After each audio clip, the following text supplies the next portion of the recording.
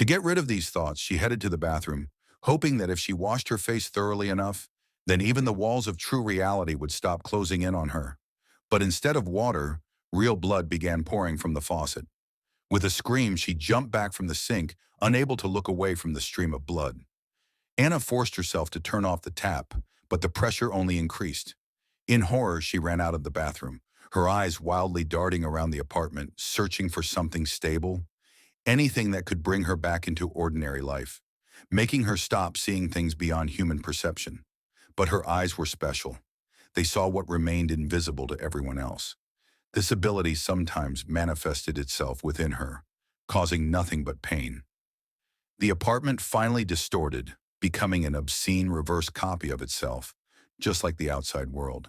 She was scared, exhausted, but staying here was impossible. Local entities had already sensed the presence of an outsider.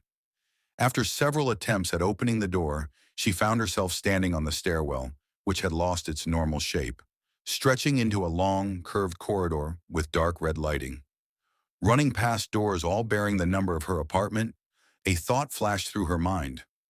Could each of these doors lead to different versions of reality? And if so, did one among them belong to plain human reality? But there was no time to think or check.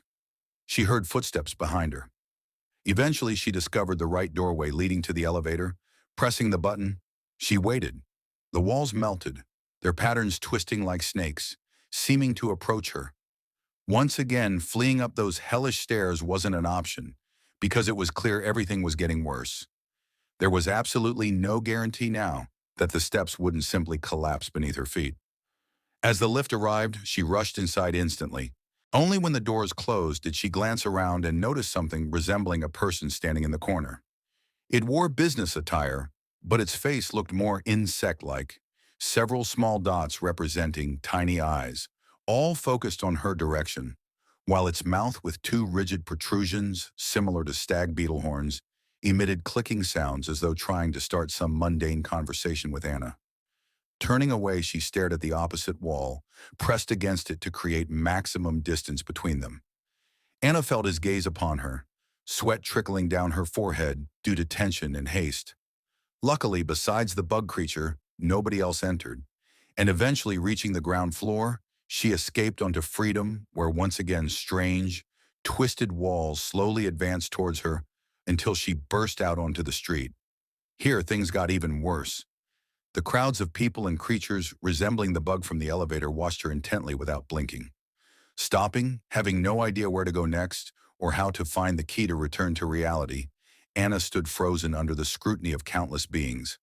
They scrutinized every inch of her body and loudly discussed her fate, yet now she couldn't distinguish their language. It sounded unlike any earthly tongue.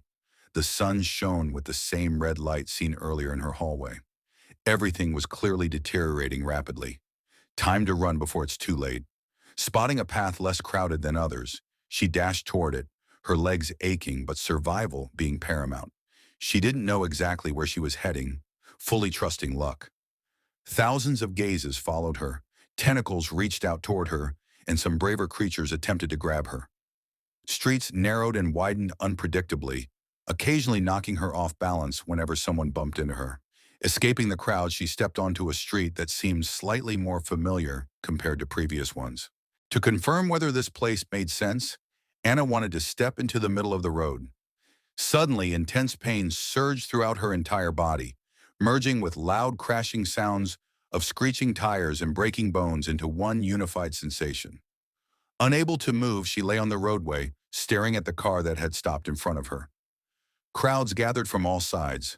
Her strength waned completely, but now everything fell into place.